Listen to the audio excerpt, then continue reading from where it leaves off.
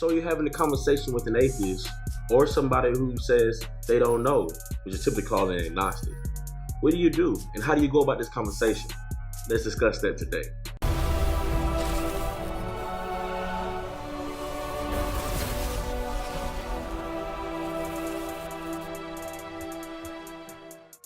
What's going on, everybody? I'm Jamal, and this is Prescribed Truth, where I seek to distribute the truth that the doctor prescribes to the church and the world today.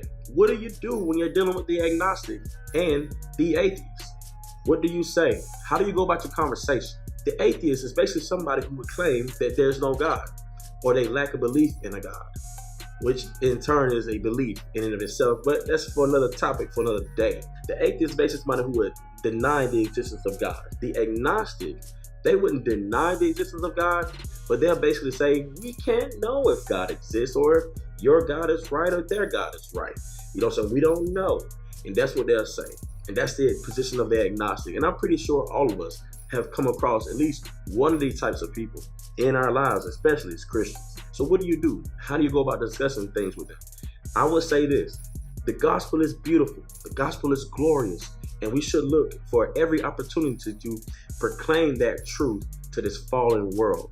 But sometimes we have to break through these barriers of people's worldviews to show them the gloriousness of the gospel. Here's the thing. I always stick to this one thing, and I see this as something that works. It's like one of them things where you kind of catch them, and it's like this trap, and they try to find their way to get out of it, and just can't do it. And it's hard. It is when you try to show them the absolutes of truth.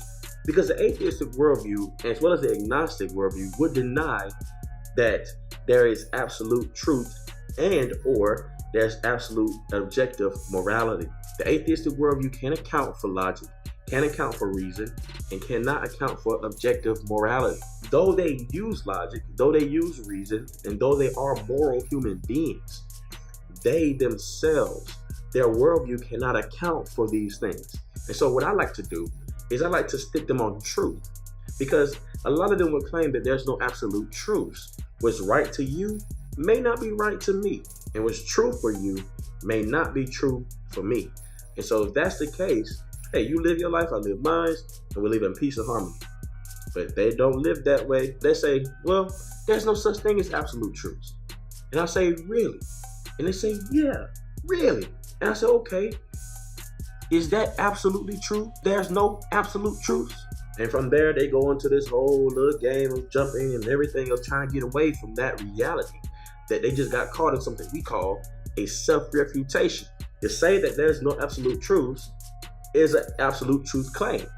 And therefore, they self-refute themselves by saying there's such a bogus claim.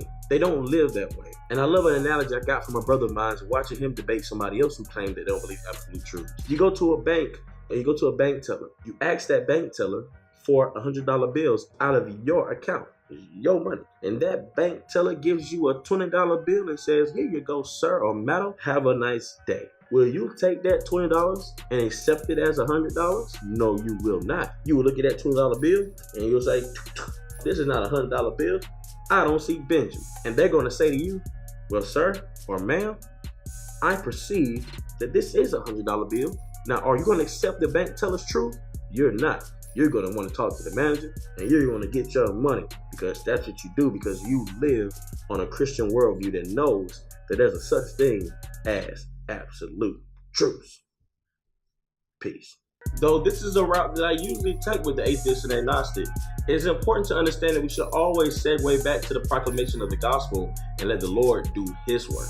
I want to know your thoughts on the content that you just seen. Leave your comments below. If you want to find out more information on Prescribed Truth, look in that description. If you found this video helpful, please like it, give it a thumbs up, and hit that subscribe button, and hit that notification bell next to it so you can be notified when I have new and upcoming content. And remember, in a world full of errors, the only thing the doctor prescribes is truth.